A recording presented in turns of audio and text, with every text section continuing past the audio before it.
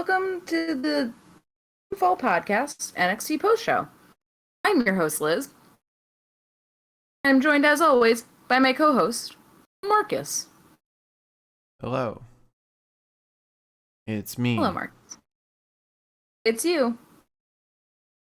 Yep. And this was NXT 2.0.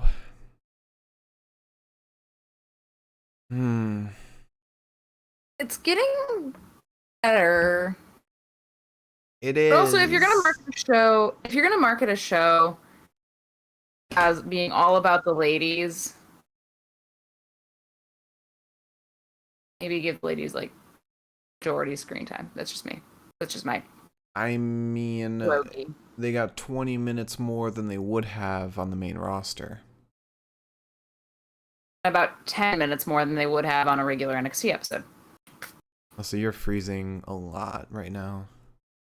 Ooh, let me change Wi-Fi's and see if that works. Actually, if I change Wi-Fi's, I'm going to drop from the call. So, just so you are That's fine. prepared. Yep. So this was NXT, featured 3 championship matches for the Cruiserweight title between Roddy and Grayson Waller. Roddy retained. For the NXT Women's Championship between Raquel and Frankie Monet, where Raquel retained, and between Zoe and Io against Toxic Attraction, where Io and Zoe retained. So everyone retained their titles today. Shockingly. I thought for sure that Io and Zoe were losing those titles. I know why I'm probably freezing. It's because you have the baseball Elizabeth. game. Elizabeth has the baseball game up. Of course you do. That's an egg on my face. I'm sorry, guys. All right, so I was just going through the 3 title matches we had. We also had Yeah, lame as fuck that everybody retained. Yeah. We also had the Index Honeymoon. You're still freezing. I don't know. I'd say we didn't try. Does this not happen in your Zoom calls for work? No, I mean I wouldn't know. And 9 times out of 10, I don't have my computer on or my camera on at work. So, still have yet to have a challenger for Swerve's North American title. Fun. Ciampa wasn't even there. And yeah, I mean, Joe Gacy returned. Still continuing the gimmick. yeah. That's a funky one, isn't it? Yeah. That's a stinker. Yeah. And more Tony D'Angelo though. That was nice. Oh my god, I'm so glad Tony's back. So glad. Tony's a shining light in NXT 2.0. Almost said NXT 2K. Honestly, it would be a much better name though.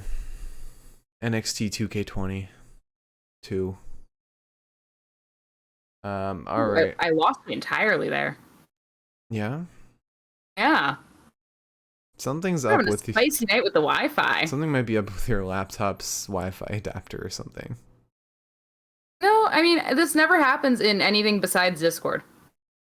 Maybe we should do Zoom from now on, or there's like a stream or like a call, Squadcast, I think it's called. Some people use it for podcasts. We might benefit from using that. Okay. Look into it. But yeah, not the worst NXT 2.0 card. This is the second best one. Obviously, night 1 was the best one. This is the second best, and last week's was the best, or the worst. I liked this one more than last week, but I liked last week more than I liked the week before. Really? Yeah. You liked Joe Gacy versus Cameron Grimes more than the Fatal 4-Way? Not necessarily that, but I just didn't like the first episode. I thought it was just such a disappointment in comparison to like what we used to have. Well, it was because that was your initial first impression. I'm Right. talking getting rid of those expectations, just looking purely at the card. I mean, I don't remember the card. But yeah, let's go on to the news. Yes. Sorry, you're just a little choppy for me. Right. So, ton of news, but a little bit. Don't forget the sign. Fuck.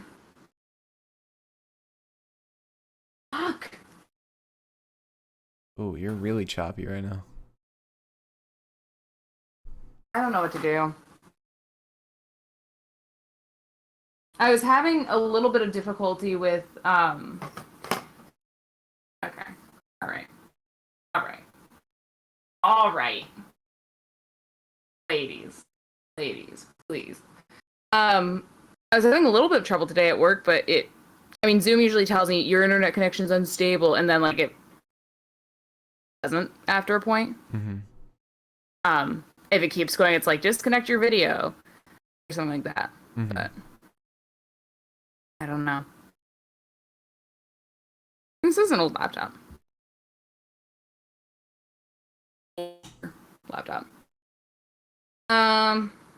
So let's see.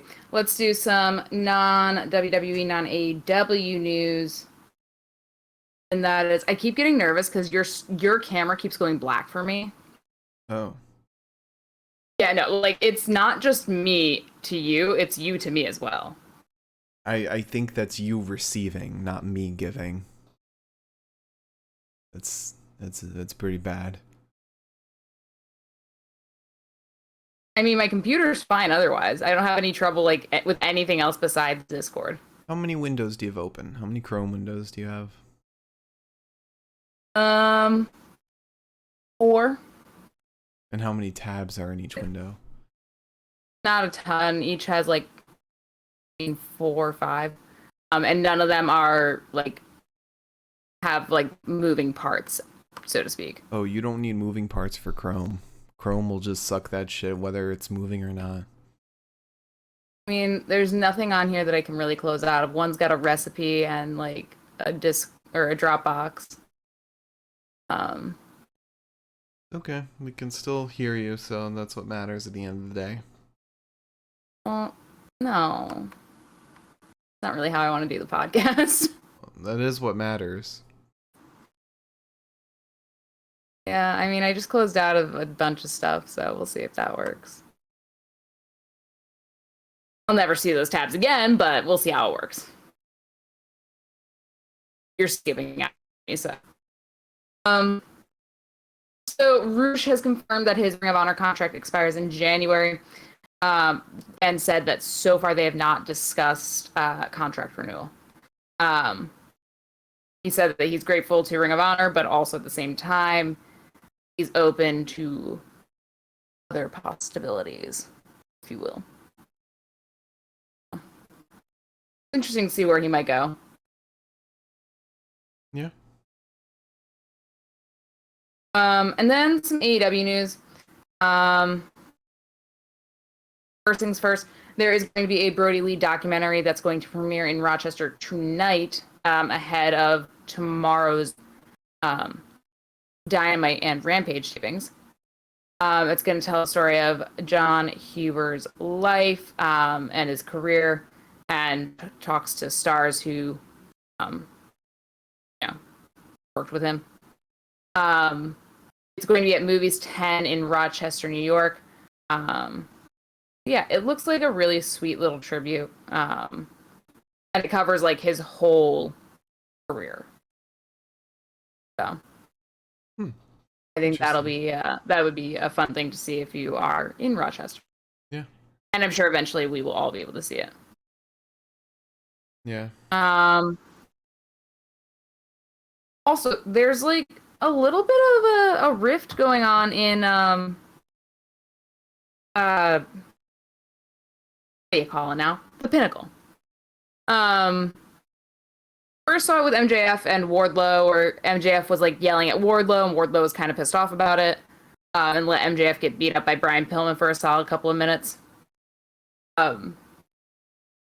Then Sean Spears tweeted, "Well, shit, guess I'll just have to do it myself again."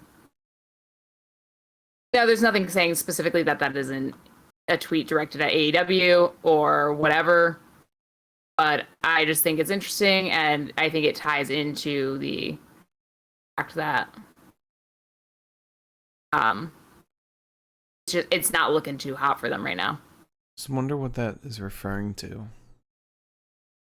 I have no clue. I've like, it's not, like, everyone knows that it's vague, but it is just kind of interesting that like it would happen at the same time as that like weird shit with Wardlow happened. Yeah. And FTR's stuff going on. Yeah. Who has Sean Spears been going after lately? Hasn't been Darby. He's been going after someone. I'm not sure. I can't remember now. Also, AW retweeted the tweet, so why people think it might be, you know. Mm-hmm. But yeah, I've got no clue now. I feel like we just recently saw him wrestle somebody too.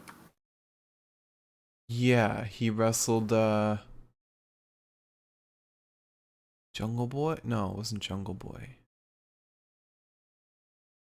Sean Spears had a match with who the fuck did he have a match with? Keep going. I'll look this up. Okay.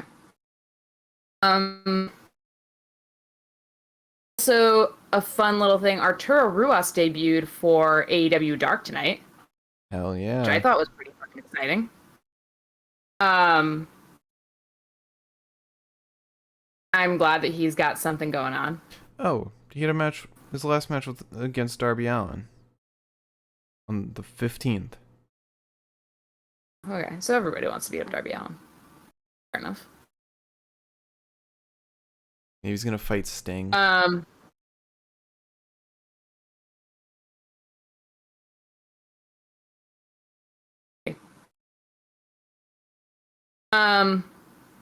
WWE news.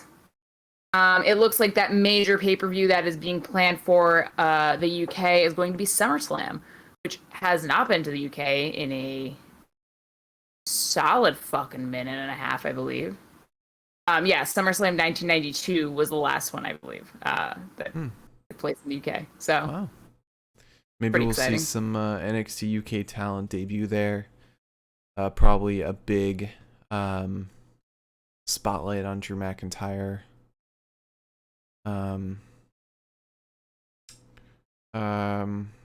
Who's English on the roster? Is there anyone who's English specifically? Specifically English. Ridge Holland debuts. Pete. Also Welsh, but I don't know if there's anybody who's Welsh on the roster. It might also be a good place for NXT UK to also maybe get like a little bit of a spotlight. Mm-hmm. Kind of doubt it, but you know. Yeah. Miriam said GYV. Oh, there we go. Yeah, duh. Yeah. And Peter Dune. I think I already said Pete. Apparently it's going to happen at the Principality Stadium in Cardiff. So. Cool. Looks like that's going to be an interesting one. Yeah. Then, in addition to that, there's many NXT call-ups expected for the WWE draft. Dave Meltzer announced that NXT is going to be involved, despite my suggestion. Apparently, there's a good chance that a lot of people are getting called up, but it's also a good chance that people like Johnny and Tommaso and Kyle, I believe, people like that are not going to be called up. This is according to Dave Meltzer. Yes. So unfortunately, reputable source. He specifically said Johnny, Pete, and was it Ridge or Ciampa? Johnny, Pete, and Tommaso. It was Ciampa. Johnny, Pete, and Ciampa. I remember Johnny and Ciampa.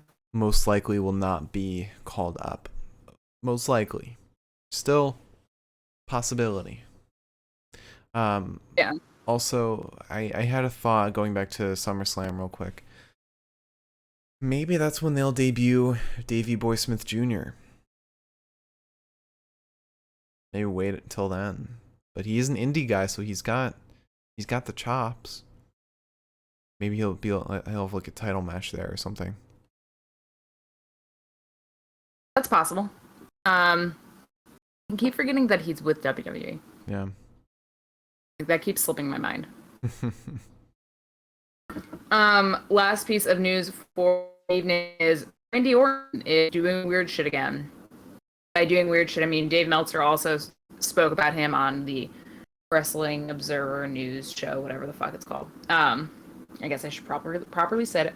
Wrestling Observer Radio. And so as we know, Randy wasn't there yesterday at Raw. And apparently Randy was not booked for the pay-per-view. Was booked on the house show. And he wasn't at the house show. Mm-hmm. And Dave Meltzer said that something's up. Which I think... Maybe he's pulling a CM Punk and he's wrestling indie shows. While contracted. I guess CM Punk didn't do that while contracted, but still. Yeah. I don't know. It's a weird one, and Randy does strike me as the type of person that might, if he's displeased with certain things going on, would be the type that could do shit like not show up and get away with it. Mm-hmm. But also, for how long is the better question. Yeah. That's the thing. Curious. Anyways, that is all the news that I have for you today. Cool. All right, so let's get into a recap. Our recap of NXT 2.0 Ladies Night, I guess. So Hit Row comes out. Ashante says, tonight is all about the ladies. We got the NXT Women's Championship between, Frankie, Monet, and Raquel. Today is your day, ladies. I think Top Dollar said, don't get me started on the women's tag title match. Eoshirai and Zoe might get their title snatched. It's all business. Might be a lot of title snatches. I'm rocking with Toxic Attraction. There's some bad, and then Hero cuts him off. He said, women. They're women. That's what I was gonna say. And Swerve says, you know whose is not being defended? Mine again. Thank you, Ratos de Ringe. Oh, Morgan's missed. Ratos de Ringe. We mispronounced that. We're sorry. It's rats of the ring. Yeah, like ring rat. Yeah, ring rat.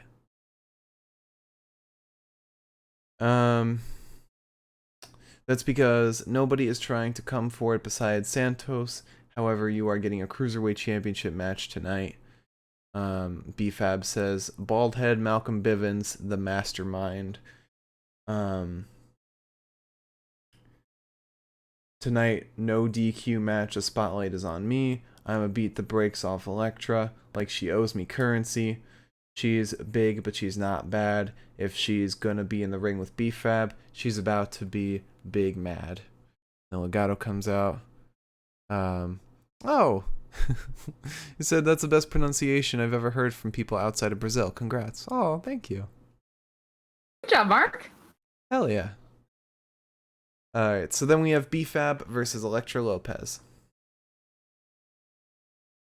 Yes, we do. and no DQ. Also, my notes are in the small font. Fuck! Should have made this bigger. This was a lot of I'm fun, gonna but use up all my Wi-Fi. this is a lot of fun, but I don't know. I feel like this wasn't the best performance from Bfab. Elektra looked fantastic. Yeah. Bfab just looked a little funky. Like, she was not quite there. It wasn't, her hits weren't connecting. Weren't connecting, and she felt very hesitant, because, I mean, right off the bat, she had a very hesitant drop kick. Right, which is confusing to me, because it's not like this is her first match.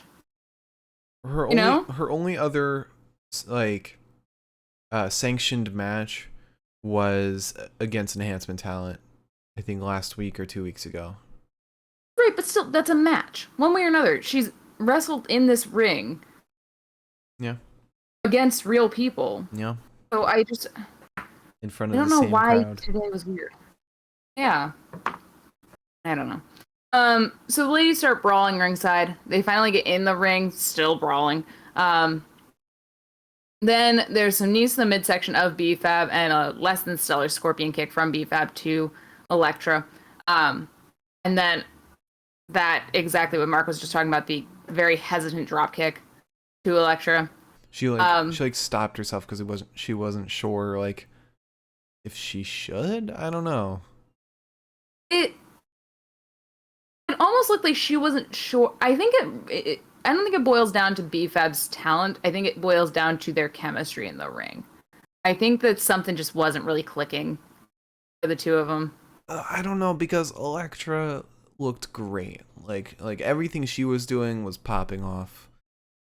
Bfab just seemed unconfident. I don't know.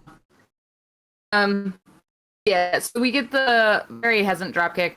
Bfab some him off apron to Elektra and slams her head into the apron a couple times until Lopez turns around and starts fighting back. Lopez, who was really the only one of the two of them to unload stuff from the ring, or from under the ring. Lopez first grabs a trash can. Bfab slams Lopez backwards, and Lopez slams Bfab into the stairs. And then Mendoza takes the trash can. And all of a sudden, we've got all of Hit Row's men, all of Legato's men fighting each other ringside. This feud's gone on way too long. I don't know if they know exactly what to do with the feud right now. What they need to do is just have Santos and Swerve for the North American title and just call it there. I think this is the problem that stables run into a lot, which is like, when there's two stables, it's kind of like, oh, perfect match. They'll fight each other. When it's like, well, really what they need to do is sort of what Diamond Mine, I guess, is doing, which is like what Undisputed Era did, which is branch off. Mm-hmm. You know, have one person tackle this scene, have one person tackle this scene. Because I don't want to say what are you gaining from attacking another stable,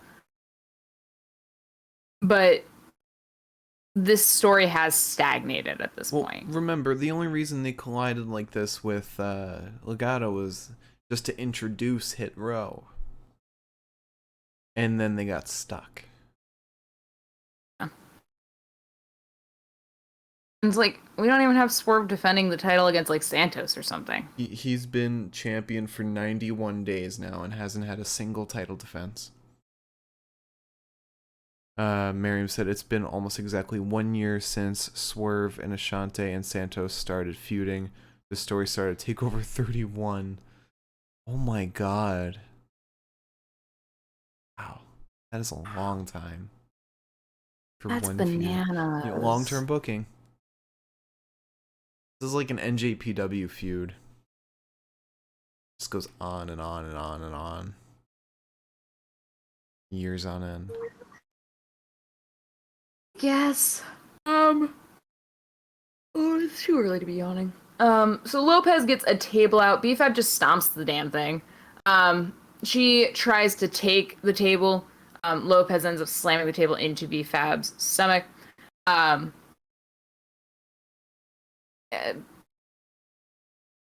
Bfab gets into position to be almost like thrown into the table, but she slips free. She takes Lopez's leg with the intention of, because there's like one leg of the table up. Her intention is to slam it down onto the bar that connects those two legs. But she accidentally knocks it over, holding it back in. Yeah. So instead, she kicks Lopez's leg, which was an awesome way to just redirect. She worked the leg a little bit more and then went for it. And you know what? This was I don't think I've seen anybody do this with a table before. Yeah. You know, it's inventive. Innovative. As Wade Barrett put it. Sorry. So she slams down onto that bar.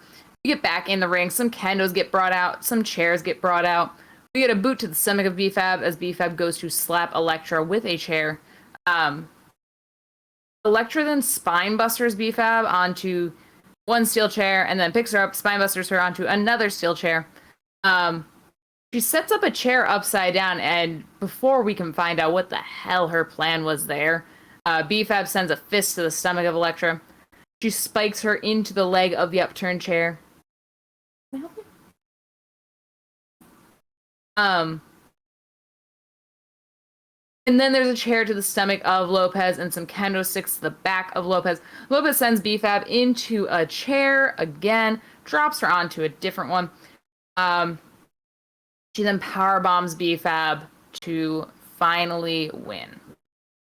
Yeah. You know why I think this has gone on so long? I think because they're both heel factions and they don't know who they want to win. Yeah, that's fair.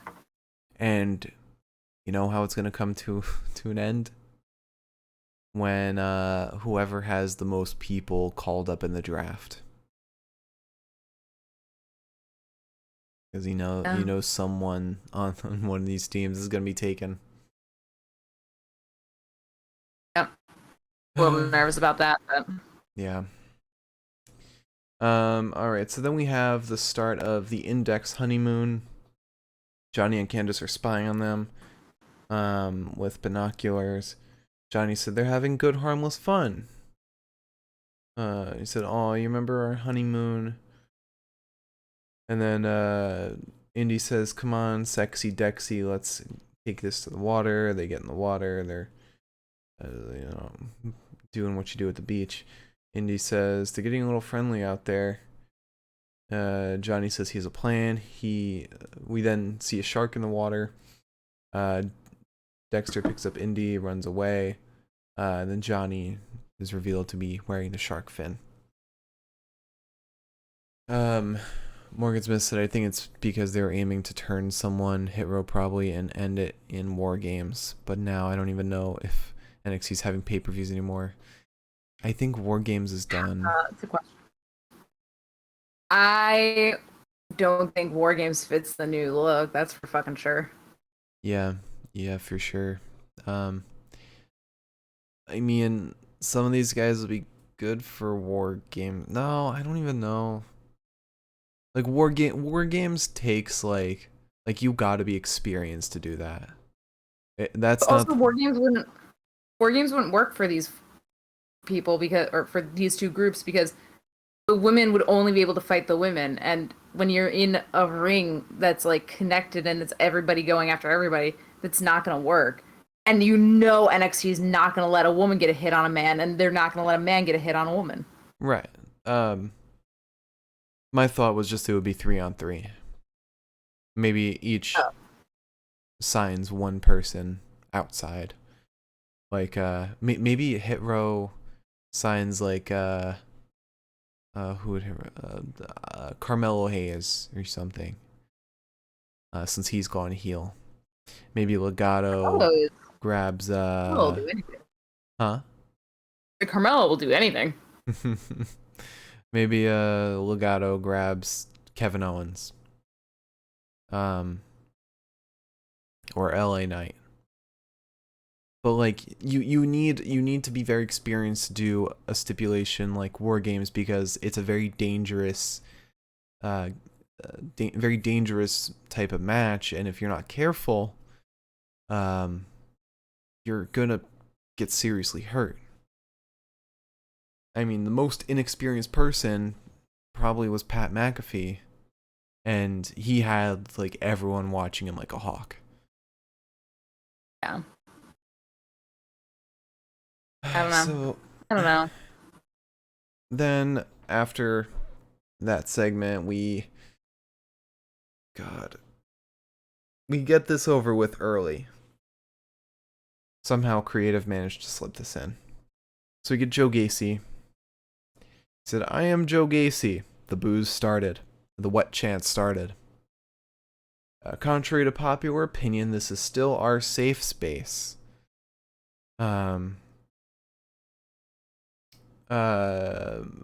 Last week on NXT 2.0, I made a huge impact, and I have not been canceled. They're not even there. Despite them removing the tweet from Twitter, and removing everything regarding Joe Gacy from Twitter, they're not lightening up on it at all. I made a bigger impact than superstars like Ciampa, Roderick Strong, and Braun Breaker, using only my words. I didn't throw one single punch. I speak for a generation that nobody understands except for us, the enlightened ones. What generation? What generation? What? Morgan's Miss said, "I'm lefty as lefty can get, but I love Joe Gacy." Okay, I've seen your tweets. Oh, the rest of you are living in a darkened, obsolete world. When I went back, I saw nothing but triggered faces. That line cracked me up. I don't understand. Joe Gacy is inclusive. We can solve all of our conflicts with simple discussion and resolution. No one person can change the world, but I'm here to usher in the world to a new normal. I don't want to take too much of your time. I know there's a match coming up. Thank you for your open minds. Like, oh god. And I think what makes this even worse is when he had his match against Cameron Grimes last week, nothing about his character influenced his in-ring fighting. He had like one moment where he took like that deep breath, but that's it. That is it. Something like that should drive in-ring technique, but it didn't. And it just makes it a whole lot worse because it means it's for nothing.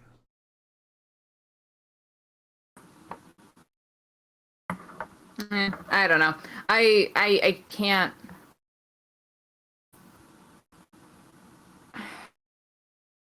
His promos don't make sense. They're just buzzwords. Yeah, he's just saying buzzwords. He's not putting forward a story. He's not showing a motive. Like he wants to usher in a new normal. But what is that normal? Like he's not saying a point. Like it's one thing if he has this character. If this character has an intention, if it has a goal, like if they can manage a good story out of it, fine. This level of word vomit will disappear after a while because we'll be just faced by the story. But no, this is just talk for the sake of talk. Like nothing's coming out. Nothing. I don't know, man. I don't know. Every time he gets like in the ring, I get like, it makes me cringe so much. Yeah. I have to repeat all of it. How do you think I feel? If I were you, I would just be like, Joe Gacy's in the middle of the ring. He said some shit. That was all. Yeah, but I'm built different. So then Zion Quinn comes out to shift us to something more positive, and we get him versus Oni Lorcan, and God, Zion Quinn, shoot him to the top. Dude is fantastic. Dude's got a great look and a great in-ring ability. Put that shit in my veins, honestly. Him versus Braun Breaker.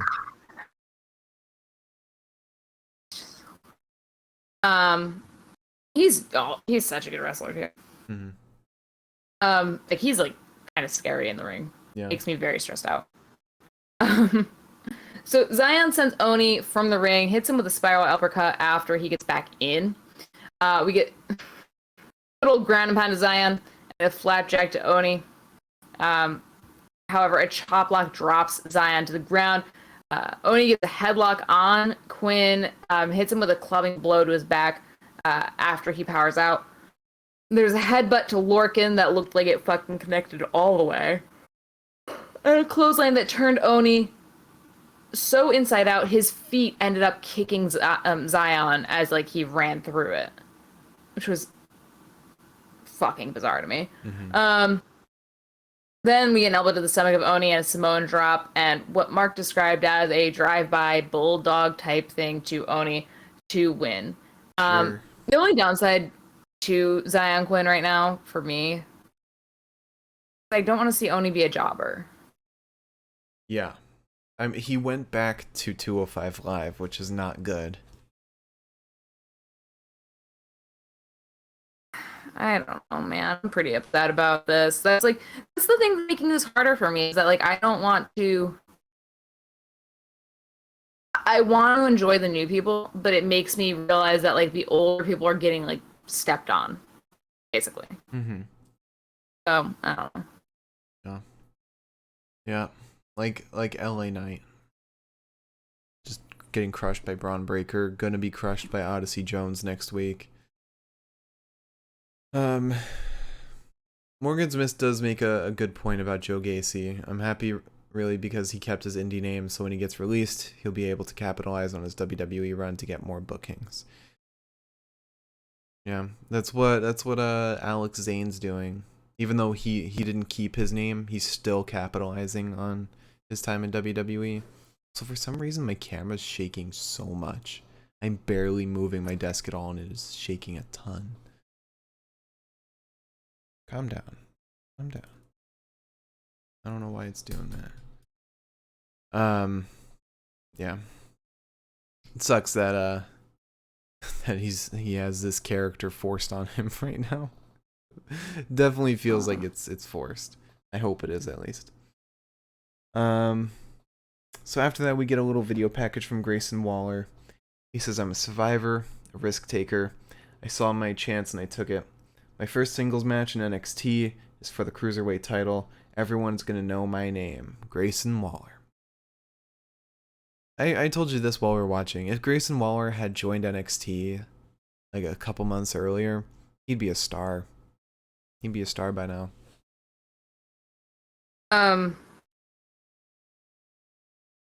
So the hair literally looks like Austin Theory now. He does. He does. Like, if I didn't know who Grayson Waller was, I'd be like, wow, Austin Theory's new gimmick is strange. He's Austin Theory when he was on Raw. Yeah, it's bad. It's not bad. I mean, he doesn't like he doesn't act any differently, but the hair is bad. Mm-hmm. Also, Morgan Smith said Alex Zane just tweeted he had more matches in the 3 weeks he had after coming back to the Indies than he had in his whole WWE run. And he's been facing better talent on the Indies than he did in WWE. Like, the dude has been getting some dream matches out there. I mean, look at fucking Everrise. Yeah. He went from jobbing out to wrestling Sting? Yeah. Yeah. Yep. What the fuck? Yep. So then we had MSK in the ring, and this segment was garbage. This was bad. This was a mess. We get MSK in the ring. They're asked what's next. Wesley's like, what's next? Well, we're gonna keep smoking the tag division just because we have these titles doesn't mean we're content. We're gonna remain the fighting champs. It doesn't matter if it's the old ghouls or the young cats. Everybody can step up and get knocked back. GYV comes out. I'm like, yes, give us this match. I've been wanting this match. Drake says, shut up. Did you claim to be fighting champions? Where has our 2-on-2 tag team title opportunity? This title reign of yours means nothing until you prove it against the grizzled young veterans soon to be recognized. And then Carmelo Hayes and Trick come out. Yeah, Miriam's right. They've been getting sidelined in this for the title match. And now they're going to be sidelined again by these new guys. Trick and Carmelo come out. Carmelo says, I hate to interrupt, but you might as well just say my name. I am Mello in the chocolate factory because I have the golden ticket. Gibson says, what on earth are you talking about? If you're on about the tag titles, the line starts behind us. Nash says, shut your little annoying asses up. The champs are talking. Mello and Trick, you both can keep popping off. Use the contract. You're gonna learn real quick. We are the better tag team. But if you want this work again, or talking to GYV this time, if you want this work again, you can put up those meat beaters. That is a hell of a term for a fist. Yeah, like Miriam said, I don't think we're gonna see GYV as tag champs, but we should. They should go on the main roster. I think they would benefit from being on the main roster. Yeah. They do well. And Gibson said, why does everyone talk in riddles? Briggs and Jensen then come out. Briggs says, we're about to crack open some cold ones, but we heard you mention the tag titles. I hate this. This is not a good gimmick. We're about to crack open some cold ones. What, in the performance center? The wellness policy very specifically states that you are not allowed to drink more than like 12 hours before a match. So, Mr. Briggs. I mean, to be fair, they didn't have a match today. Yeah, actually, you know what? You make a point. Never mind. Sorry, Mr. Briggs. I don't like you anyways, but... Unless they had a match on 205 Live. Which we won't know till later. Shit. So then,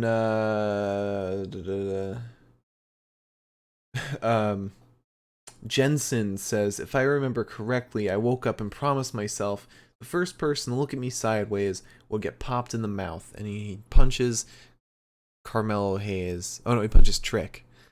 And a whole brawl ensues. And why can't they just work one challenger at a time?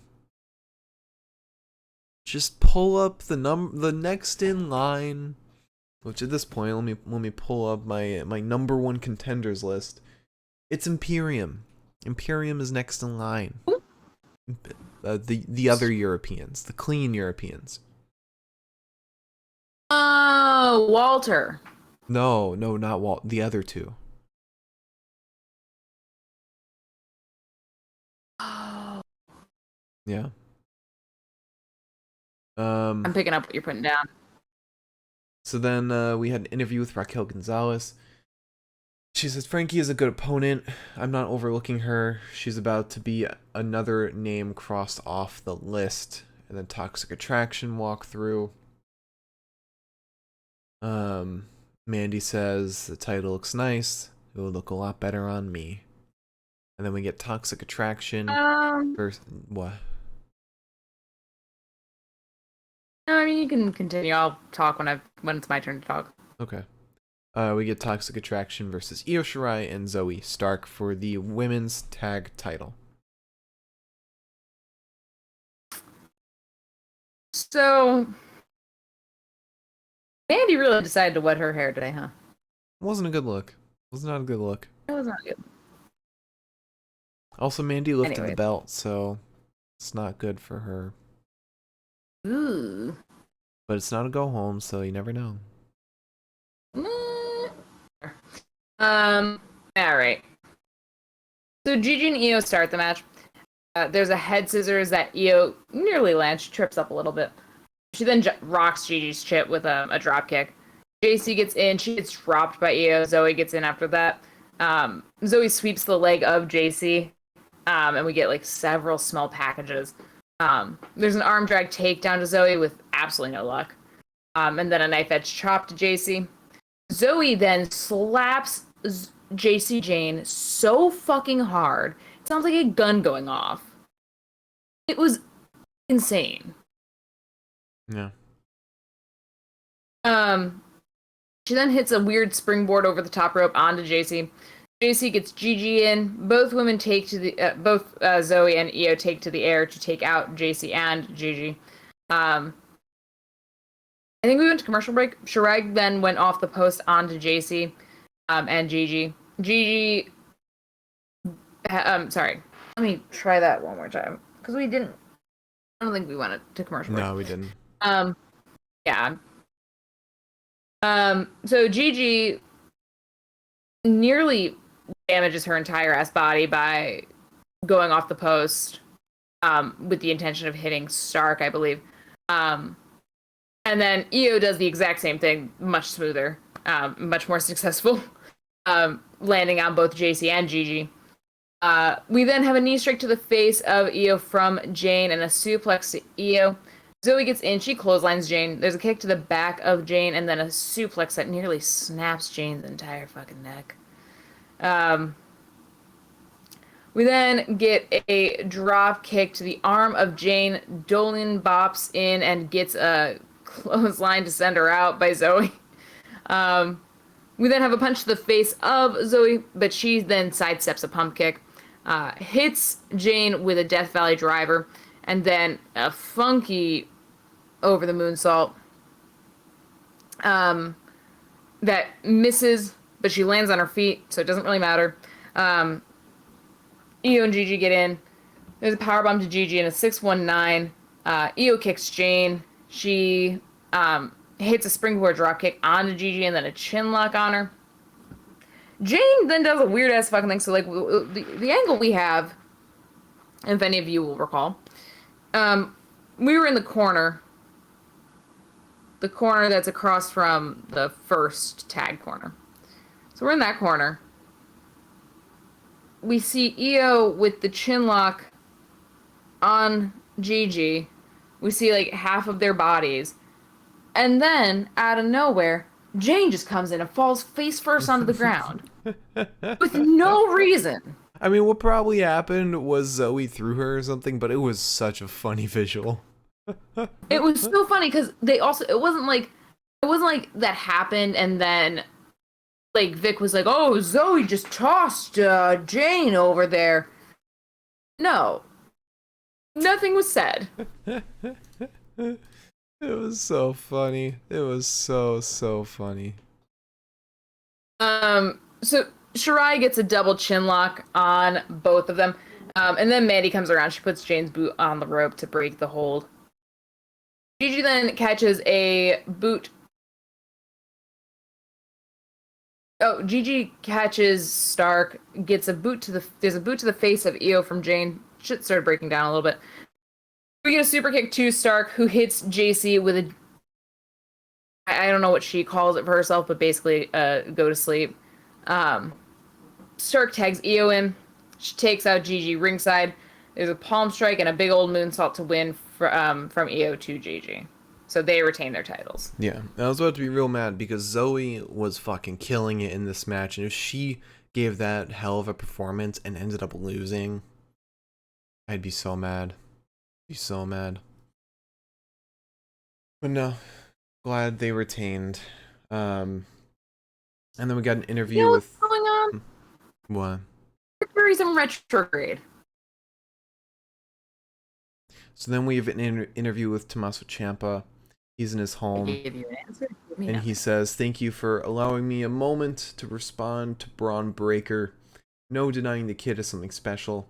Maybe don't put him in the Hall of Fame just yet. He's not a patient man. Now maybe Braun can listen to the champ. Took me 908 days to get this title back. A title I never lost in the first place. There's very little doubt in my mind that Braun versus Ciampa is going to happen sooner than later. Braun is going to drown in an ocean of inexperience." And then we get Boa versus Andre Chase. This was fucking hilarious. Andre Chase, since he switched to doing funny stuff, it's been great. Honestly, I think this is perfect for him. Mm-hmm. So there's a snapmare 2 chase, and then a snapmare takedown to Boa right into an arm lock. Boa reverses that into a side headlock. Chase takes him down, hangs on to the old arm of Boa. There's a kick to the leg of Chase, and then some knees to the midsection. I hate yawning. So some knees to the midsection of Chase back and forth against the ropes. Boa then stomps on Chase's fingers. Chase hits a neck breaker onto Boa. He starts stomping on Boa. He gets a chin lock on Boa. He wants a kick to the chest of Boa, but Boa catches him, sends him down on the mat. Chase goes to ringside and starts yelling at Mei Ying. And Mei Ying just blows mist in his face. So he gets back in the ring. Boa gets this half, like sort of like a dragon sleeper, something or other. It's basically half of the reckoning onto Chase to win. Yeah. And Morgan's Mist mentioned Chase's gear, how it's just like university clothing. He needs a singlet. Put him in a fucking singlet. No, I like the Chase University. Oh, I give him a Chase University singlet. Put a sweater over it for his entrance, and then he takes off the sweater. He's got to be dying of sweat under that thing when he's wrestling. It does not seem sustainable, that's for sure. Yeah. All right, so then we get the Index Honeymoon Part 2. Johnny's asking, or Candace is asking where they went. Johnny says their room. Candace's like, well, you know what happens in the bedroom on honeymoon. Johnny's like, oh, they need protection. What's funny, Johnny uses room service to get into their room. What was he planning? He didn't bring protection. He went in there to check if they had it. What was he gonna do if they didn't? I don't know, like set the bed on fire, maybe. He says security really sucks around here. He pulls out the condoms from the suitcase. Is like, okay, we're good. And then he keeps pulling and pulling. It's just long strip of condoms. He says, oh, come on. Then Index returns to the room. Johnny hides in the closet. And they get in the bed and start a pillow fight. And Johnny, just hearing from the closet, thinks they're having sex. And then they decide to take a nap. As Johnny tries to make his exit, Dexter opens his eyes, sees Johnny, gives him a thumbs up, pulls out absolutely blast. A huge strip of condoms. This, just Dexter alone made this so amazing. Dexter's incredible. He is. And pairing him with Johnny is just like comedic gold. Mm-hmm. It does worry me a little bit that we haven't seen Johnny in the ring recently, but I think it's because they don't want him to lose. They want to protect him. They know somebody like him with his veteran status shouldn't be losing to these new guys. But also they don't want him just winning repeatedly. that's fair. So then we have Roderick Strong versus Grayson Waller for the NXT Cruiserweight Championship. And this match made me really miss heel Grayson. This match made me miss I'm in Mine. Made me miss Undisputed Era. All right, let's begin. So Roddy, I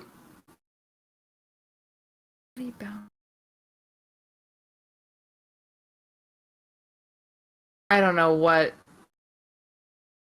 this first note says. Roddy gets dropped by Waller. Waller goes up top. Roddy nearly kills him by pushing him off of the top post.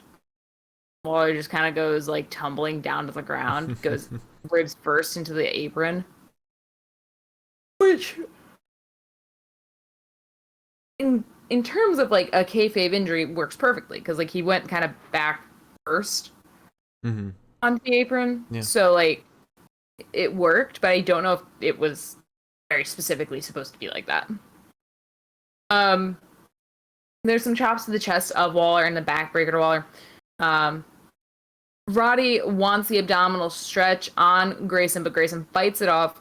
Roddy ends up succeeding for like a minute. Once Grayson's free of it, he hits some elbows to the face of Roddy. And then a series of pin attempts before backbreaker to Waller from Strong. There's a suplex to Waller and a chin lock on Waller, but Waller reaches the ropes. We then get a chop to Waller. Waller gets put up top again. Roddy wants the superplex, but Waller fights him down, hits him with a big old drop kick. He clotheslines Roddy. He hits him with a leg lariat. Sends a nasty fucking elbow to the face of Roddy, and then a nastier elbow drop. We get a mule kick to Roddy, and then Waller takes his legs out from under him before high-speed cannonballing onto Roderick over the ropes. Back in the ring, he hits a nasty fucking stunner to Roddy. Doesn't really fucking matter because Roddy, after nearly getting pinned, gets up, hits a pump knee, and defeats Waller. Which I thought was silly. Yep. It's like Waller's a glass cannon. Except very, like, he can't get the job done, I guess, so not really. He's glass. Or Roddy just has the strongest fucking knee in the galaxy. Then we have an interview with LA Knight. He says, "Do I look like a punk to you? Let me talk to you. I'm here for the title, so I'm not gonna let some rookie beat me. Doesn't work that way, dummy." And then Odyssey Jones walks in. He grabs his shoulder. LA Knight like, whoa. Odyssey says, "Calm down. I may be new on campus, but you've never seen anyone like me." Andre walks in. He walks through and just rambles. He's rambling to himself about Boa. And then that causes LA Knight to beat up Odyssey.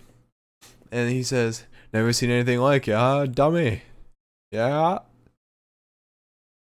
Then we get a video package for Dante Chen. He says, "Passion, precision, perseverance. My journey has just begun." Then we get an interview with Cora Jade, Trey Baxter. Cora says, "I'm so excited for my match next week." Trey says, "I'm sure you'll do great. Just don't do what I did." And then they kiss too. I'm getting tired of the PDA. PDA is just as uncomfortable watching it in wrestling as it is in seeing it in person. I got some shit to say. I'm gonna save it to the end of this podcast. Okay. I agree with you. I don't. I mean, like even I'm not gonna say that like Dexter and Indy got a pass for me. Like even watching Dexter and Indy make out, I was like, all right. It's because there was build up. Ooh. It felt like a soap opera. This is like watching a couple kiss on the subway. What I'm saying is, like, at the same time, for me, in addition to this, watching them make out was like another thing where I was like, I don't I don't necessarily need to see y'all like have the live sex celebration that Lita and Edge never had. Like maybe that's just not for me. Mm-hmm. Anyways, But then I'm not looking down. I'm ashamed. I'm taking nail polish off the side of my finger just in case anybody thought I was like being I prudish. did. But I know you're in shame. So then we had Lashing Out with Lash Legend. I don't vibe with the name. The name, it doesn't seem like a talk show name. Lashing Out. Kind of big. Lash Legend doesn't seem like a, again, to use this word, a sustainable name. Yeah. And what I mean by that is like I feel like Unreal Howard was more like I could see that being on the main roster. I can't see Lash Legend being on the main roster as like a name. Yeah. And the fact that they're having a renowned WNBA player doing a talk show to start off. I don't know. I want to know when her first match is going to be and who it's going to be against because we didn't get any of that today. It's probably going to be against Cora Jade. I feel like that's what they're lining up for. Maybe. Who knows? She talked about a lot in this talk show. She did mention Cora Jade though. She said, I know something about drafts. Lash Legend, she got the rebound record in a single game with 27 rebounds. Do you know how big that is? That earned me a WNBA draft spot. Did you guys see Cora Jade and Trey Baxter kissing?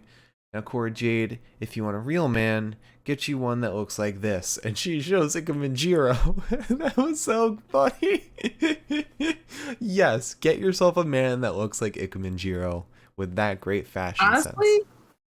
Fine. Yeah. She says, the lash out of the week. That's a good name. The lash out of the week is Andre Chase. The Pee Wee Herman lookalike has the audacity to go out on his students. The Pee Wee Herman lookalike. She was brutal, dude. She was. Again, it's the same thing with the Joe Gacy stuff. There's gotta be a point A and a point B. Like you gotta be showing something to carry forward. Now maybe the Cora Jade stuff that can carry forward into a feud.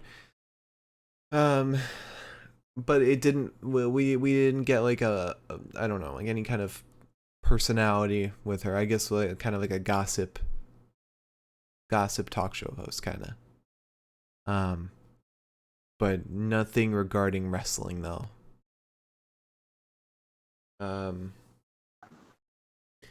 But then we go to Ridge Holland versus Kyle O'Reilly.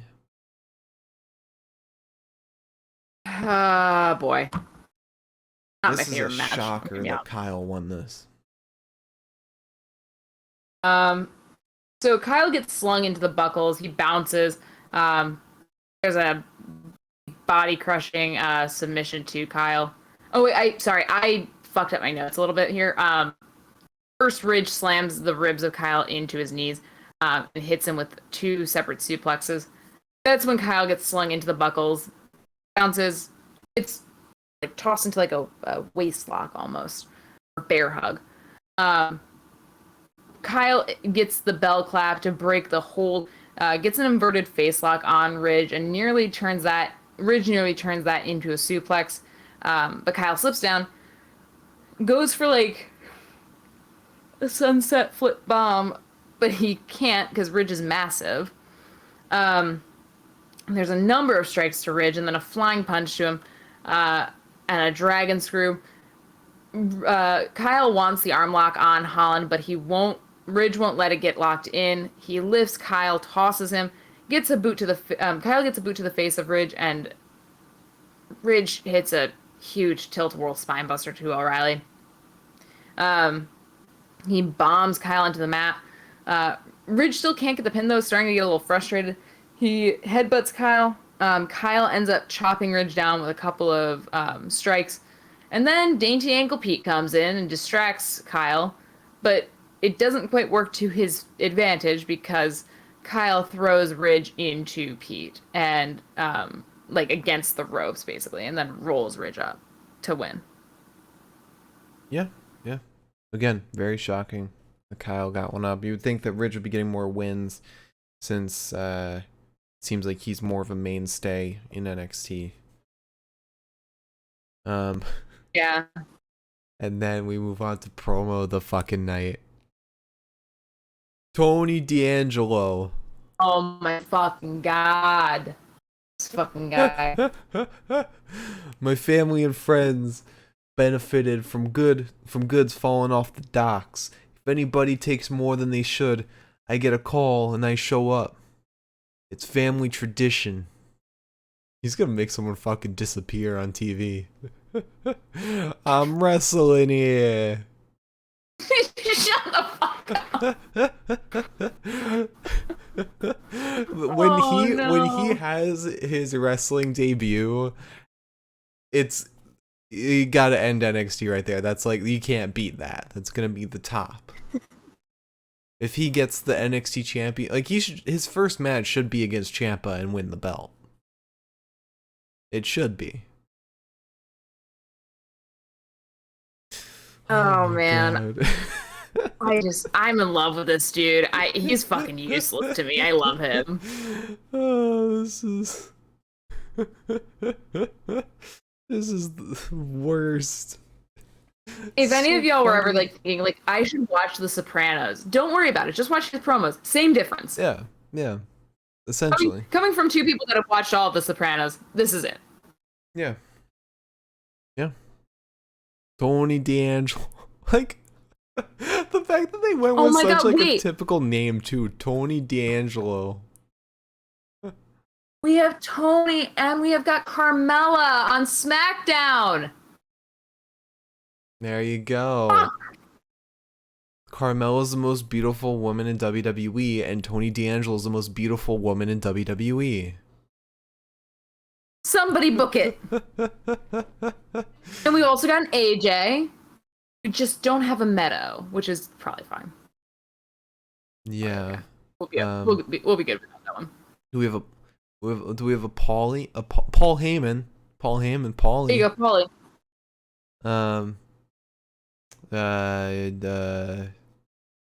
We don't have a Silvio. No. Unfortunately. Also, there is ideally significantly less racism in Tony's storyline than there was in The Sopranos. But what if they rehire Savio Vega, and that's kind of like Silvio? We could do some adjustments. I think we've got this. I think Silvio Vega. You know what? I think this is what Sean Ross Sapp was talking about when he said, "Give it 6 months, all of this will make sense." Yeah. Give it 6 months. They're turning WWE into the next Sopranos. And then for Junior, they've got Davey Boy Smith Jr. It all comes together. Goodbye Drew McIntyre, goodbye Roman Reigns, the Bloodline, Hurt Business, all that. Well, we don't need any of that. So, welcome to the family.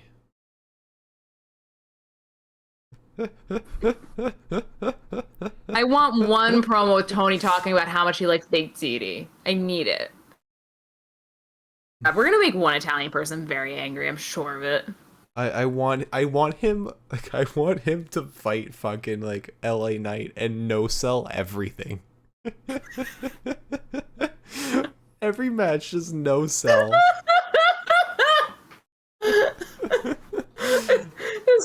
Oh, Maron!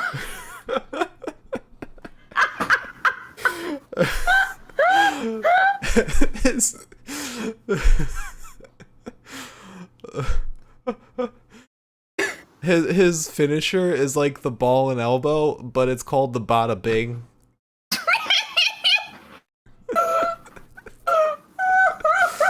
Instead of how he calls that ball and he's just like bada bing. Whenever he gets a pin, he just says "Mamma mia." Oh. Oh, fuck. God, who knew that Tony D'Angelo was gonna be my new favorite part of NXT? I knew as soon as I saw him, he was gonna be the best part. Oh, God. fuck. I think we just end the podcast here. We've done good enough. I saw somebody comment online that, like, I'm an Italian and Tony D'Angelo is teaching me how to do an Italian accent. Somebody replied, it's a New York accent.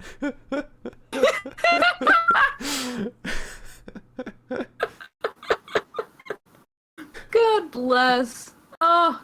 Now, I know that was our main event technically, but we have another main event, the co-main event.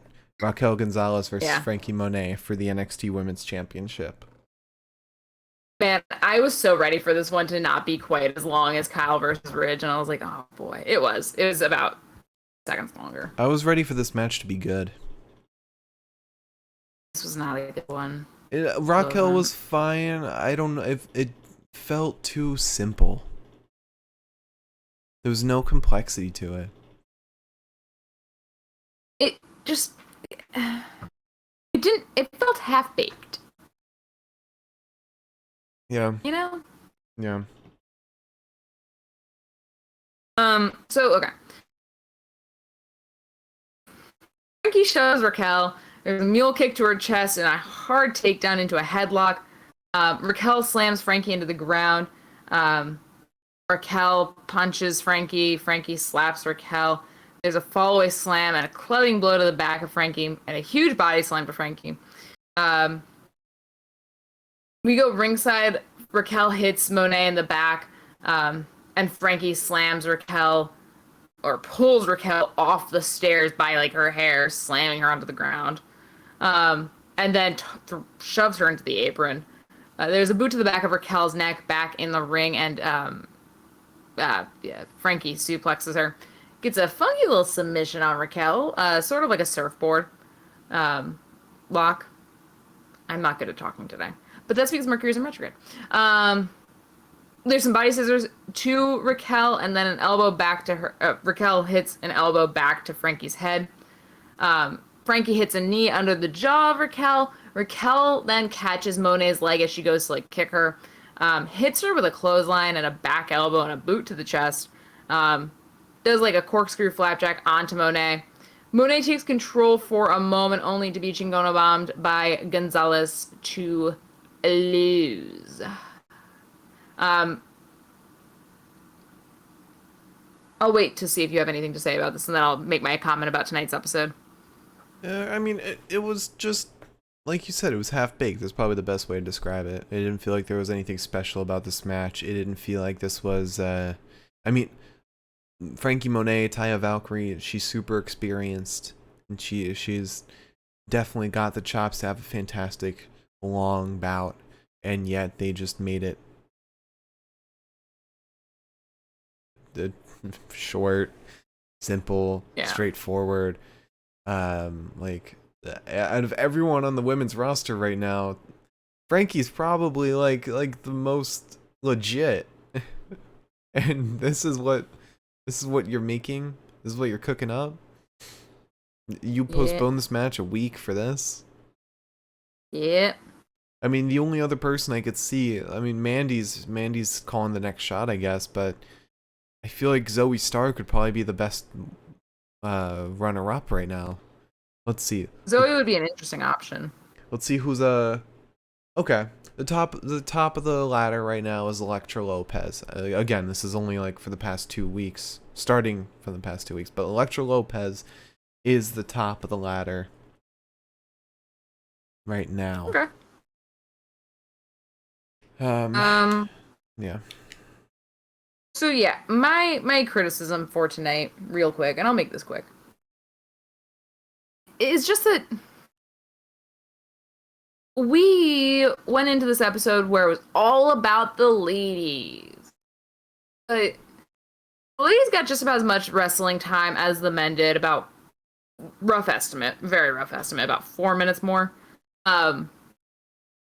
But we had so many male-driven promos. I did not include Dexter and Indy, and I did not include Jade and Trey, because that doesn't pass the Bechdel test.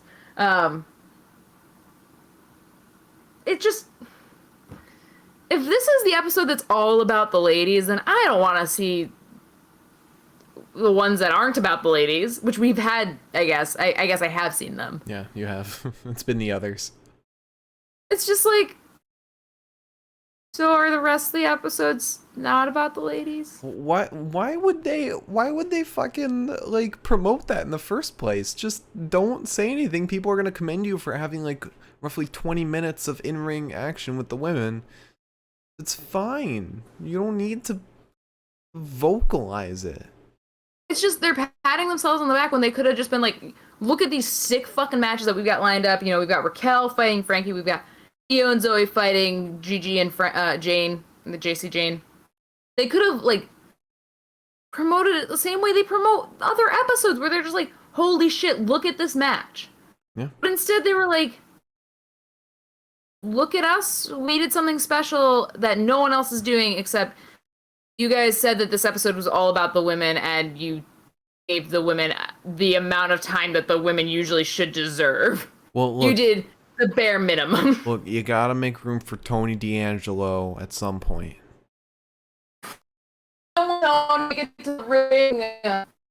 Nobody heard that. That did not come out coherently. When is Tony gonna make his way to the ring? He's gonna fight Tommaso Ciampa, no sell everything, and become NXT Universal Champion. I just imagine he never gets to the ring. Imagine this is it. It's just promos. He gets released like in a couple weeks. Oh no, we can't laugh at that. We can't laugh at that. But it's just like in my head, I'm like, that's not a wrestler. That's just some guy that they're filming at this point. It's some New Yorker. It's just some New Yorker that like took one of the NXT cameramen aside and was like, you know, I've got a fun story to tell you. All right. Tony. So that concludes our recap of the episode. Let's move on to the best of the night. Yes, Morgan's Whisper, we're still doing Q&A. We do Q&A after after the best of the night, every podcast. If you have a question for us, leave it in the chat now. We'll get to it after the best of the night. You can ask us about wrestling. You can ask us about not wrestling. You can ask us about the cat. It's whatever you want. It can be about NXT, AEW, Impact, NJPW, anything. All right, so let's talk about promo of the night. It's Tony D'Angelo. Are we choosing anything else? Are we supposed to choose anything else? Honestly, I don't think anything else would fit promo of the night. It wasn't Lashing Out. It wasn't Cora and Trey. It wasn't Dante Chen. It wasn't LA Knight. It might have been Index Part 2. It wasn't Ciampa. Wasn't Raquel. Wasn't definitely wasn't tag teams. Wasn't Grayson. Was definitely not Joe Gacy. Wasn't Hit Row. We'll never be Joe Gacy. Yeah, never. Unless he changes his gimmick. Right. I'm torn between Index Part 2 and Tony D'Angelo. For the laughs it gave me, I've got to go with Tony. I laughed pretty hard with Dex.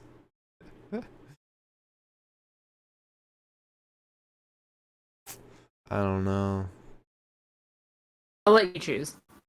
I just know what is the winner in my heart. I gotta be serious. I'm gonna go with Index Part 2.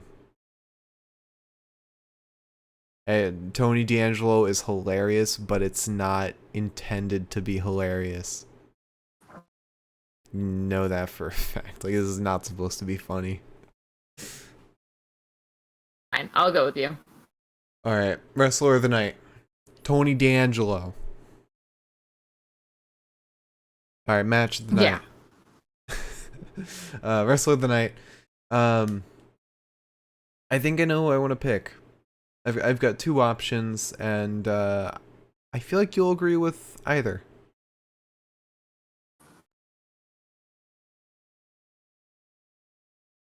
Do you want me to Yeah. Okay. So I'm gonna go. My two picks are Zoe Stark and Grayson Waller.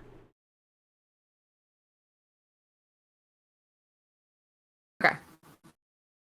I'm leaning more towards Zoe.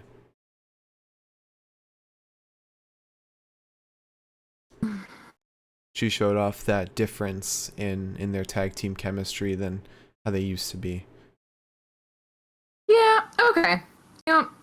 Fine. Take it. Cool. All right. Awesome. So next up, let's move on to match of the night, and that's Tony D'Angelo. Yeah. It's Tony against the world. Ow. What just happened, bud? Bang my wrist into the desk. All right, so well, as always, we go from worst to the best. And we'll start with the worst, which is a 4 out of 10. Raquel Gonzalez versus Frankie Monet. I thought this was so straightforward, so simple. It did what it was supposed to, but it didn't. It wasn't very fun, in my opinion. Next up, 4 out of 10. Boa versus Andre Chase. I mean, it was pretty enjoyable until the mist came in and everything, and then it just ended in a squash. But it's good to know that Andre Chase can put on an enjoyable match. I that makes me more excited for like what he's capable of. Yeah. Next up, 5 out of 10. Zion Quinn versus Oni Orkin. This made me so excited for Zion Quinn. The match itself was just okay. He's kind of squashed Oni, but Zion's gonna be capable of so much, so much. I wouldn't be shocked if Zion got called up, dude. Yeah, I could see that. Although he hasn't showed off any promo chops yet, which might be the deal breaker. Okay, yeah, fair. Next up, 6 out of 10. Ridge Holland versus Kyle O'Reilly. That was fun. Yeah, I didn't expect much from this. Didn't get a whole lot from this. It had the distraction flipped around where Kyle got distracted, but he won. Yeah, it didn't offer up a whole lot. Wasn't even one of Kyle's better matches. And I'm a big Kyle O'Reilly fan. I love every single match he's in, but this one just didn't do it. Next up, Yeah. another 6 out of 10. Toxic Attraction versus Eoshirai and Zoe Stark. It was a really fun match, but it was very one-sided. Zoe and Io were kind of carrying this whole thing. I know Gigi has her experience, and she's pretty good, but with JC,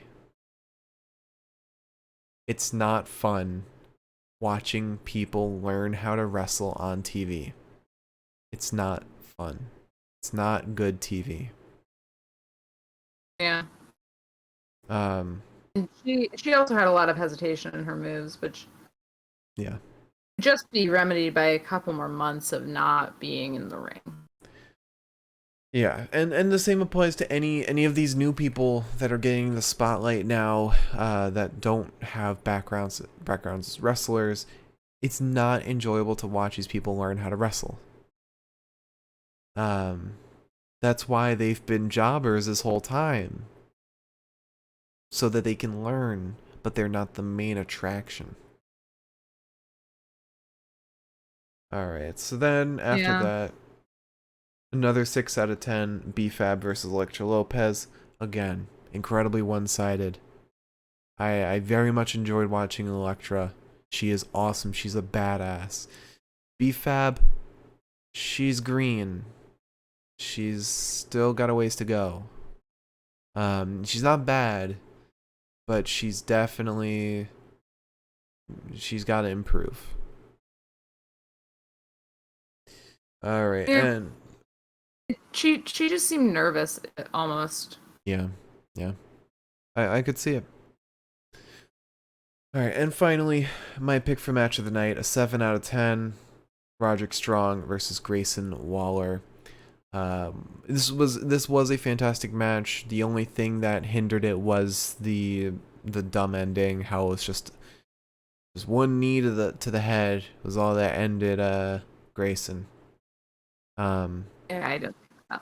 Should have been a bit. I know this was the ladies' night, but this match should have been longer. It should have been put next week, is what I'm saying. They should have put this match next week. Had like doubled the length of Raquel and Frankie, and that's your card. They doubled the length for Raquel and Frankie, then I would have been like, ah, shit. Yeah. This was a really big women's night. But yeah, your main event was the same length as like 3 other matches, including one of the first matches. Yep. I feel like the main event is a good time to like maybe, I don't know, bust out a few things. Especially when one of your wrestlers in the main event is the women's champion, and the other one is a seasoned wrestler who's had a lot of time and impact and has been around the NXT roster for a bit now. Yeah. All right. So, do you agree with the match of the night? Yes. All right. So, to run it back, promo of the night, Tony D'Angelo, wrestler of the night, Tony D'Angelo, match of the night, Tony D'Angelo. Damn. All right, you want to answer some questions? Sure. Do we have any questions in the chat? While we wait for some questions, because I feel like some are going to come in. I have a question that I thought of today that I was curious about. I want to see your thoughts on it. If there was, similar to the Paige movie, Fighting With My Family, is there another wrestler you could see a movie be made about? The easy answer is Roman. Roman? Yeah. Maybe the whole Anoa'i family? Yeah, that's kind of what I mean. I feel like Brian Pillman Jr. would be an interesting one. That would not be quite as fun as Fighting With My Family was. But I think that would be just as interesting as, I mean, there is the Dark Side of the Ring episode, which obviously is not fun. Yeah. For lack of a better word, but it's very interesting. Yeah. Could also do could also just do like the creation of AEW with like Cody and the Young Bucks, them starting All In. Just do one on the All In pay-per-view. No, All In was the first pay-per-view that predates AEW. Yeah. I think that would be really interesting to watch. As much as I fucking hate Cody, I think that'd be very interesting. Yeah. All right. Obviously, Cody would play himself. Yeah, naturally.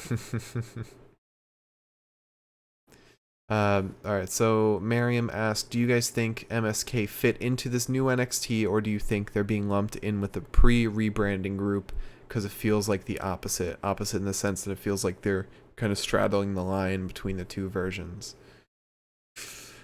I think they definitely work for this rebrand. I think in my eyes they make sense. I don't think so, because they're very punk. And they're not, the way they're viewing NXT now is, if you're not good for the main roster, you're not good for NXT. So, and they're definitely not what Vince is looking for. I think they are being lumped into the pre-rebranding group. And their fate's kind of up in the air.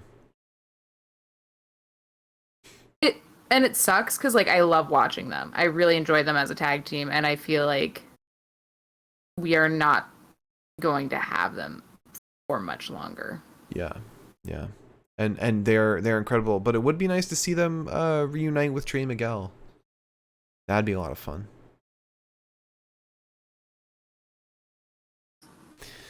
I suppose. So Morgan's Mist also asked, just like tonight's NXT, book 3 title matches for the next SmackDown and for the next Raw. Okay. Well, let's start with SmackDown. You want me to go first, or do you want to go first? You can go first. I've got to think about people. Alright, so facing the Usos for the SmackDown tag title is Finn Balor and Big E, because they are the #1 contenders. Facing let's see, facing Shinsuke, no, facing Becky is Sasha, and then facing Roman is it's not Brock, facing Roman is normal Finn. Okay, so I'm going to say I've got to get my leg out from under me. Mm-hmm. I'm not gonna go with any pre-existing history here. I'm gonna kind of go rogue. Oh, okay. By what I want to see. It might not necessarily make sense storyline wise, but I'd like to see Becky versus Naomi. I know that's match. too far gone right now. But that's what I'm saying is this isn't like with the storylines. Mm-hmm. This is just what I would like to see and what I think would be interesting. Yeah. Or entertaining. So I do that. I would have. Wait, so you would have Naomi over Bayley? She's injured. She doesn't count. I thought this was a hypothetical. Well, I'm going with people that are like content, like actually currently functioning in the roster. Okay. Yeah, just not going with like the current storylines. I'd probably have. I would agree with you on the Finn versus Roman. How about Demon Finn versus Roman, but it's in the middle of a field, no turnbuckles. So they're just fighting in the open air. Backlot brawl. Ooh, okay. That'll be fun. I could see that working. And then I think fighting Shinsuke.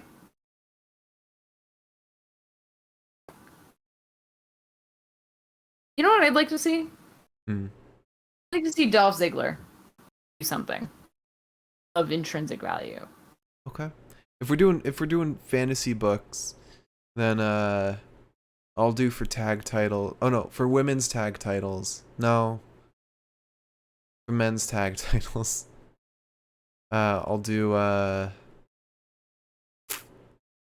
Street Profits already happened. Okay, I'll do for the IC title will be Seth. Okay. For the Universal title will be Damian Priest. And then women's title will be Bayley. I don't care if she's injured. She can show up with a fucking cast on her arm. Or Yeah, all right, fair enough. cast on her leg. Yeah, it's her leg.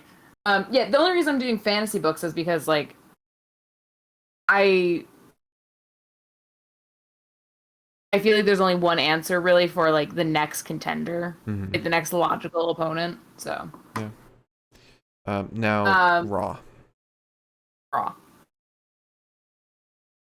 Facing Big E. I would have Big E.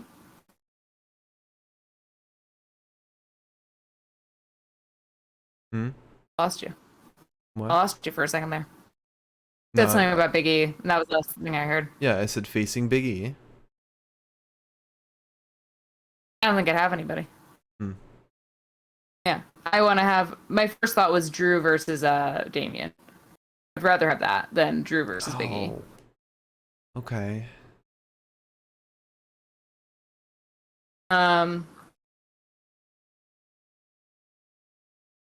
Facing Charlotte, I'd have Asuka just so she can come back. She's in. All right. That's a joke. Um, God,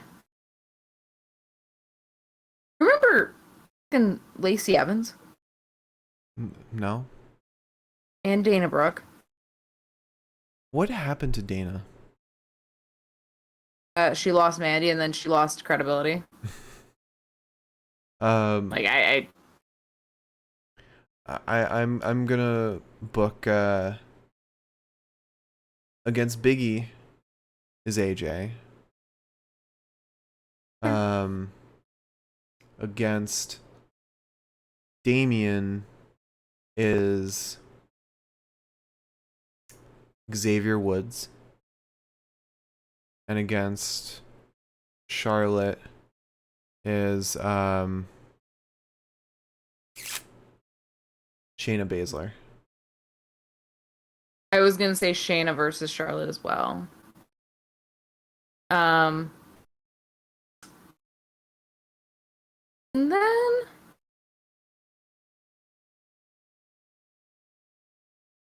I would have Oh, thought of a good one. either Mustafa Mansour versus Riddle and Randy, or I would have Angel and Umberto. I was gonna say Those two Angel are and Umberto. they're exciting to me. I'm like having a lot of fun with the new tag teams on Raw. Yeah, yeah. Morgan Smith said Dana Brooke has been rocking on main event. Okay. We really should start watching main event again. Well, I don't know if you do. I used to. I did when they were really promoting Mustafa versus Ricochet. And then they just kind of fell flat because it was like all Jackson Riker and Lucha House Party. Well, won't be that for much longer, will it? Because Grand Metalik asked for his release. Yeah. Well, we don't know that's gonna happen. You're right. They could be like, no, Grand Metalik, you're stuck with us. Ha ha ha. All right. Well, Liz, would you like to close out? Well, before you close out the show, actually. Tomorrow we'll be continuing our WWE 2K20 live stream, our Battle of the Brands. We've got another week of the SDW Stardust Wrestling versus the PCW Pepita Championship Wrestling. It'll be happening tomorrow, right after Dynamite, right on this channel, twitch.tv/The Pinfall Podcast.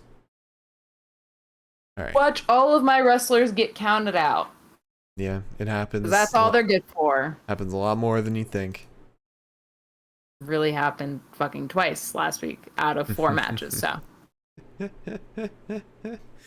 Yep. All right. Close us out. All right. If you enjoyed watching us tonight, if you watched us tonight, thank you so much. And if you watch us in the future, thank you so much. We appreciate it. And we really hope that you enjoyed our ideas for Tony D'Angelo.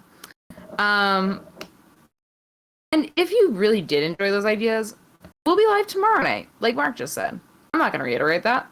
Just rewind like 15 seconds. But we will also be live on Friday talking about SmackDown. And those are all the words that are in my brain. Okay.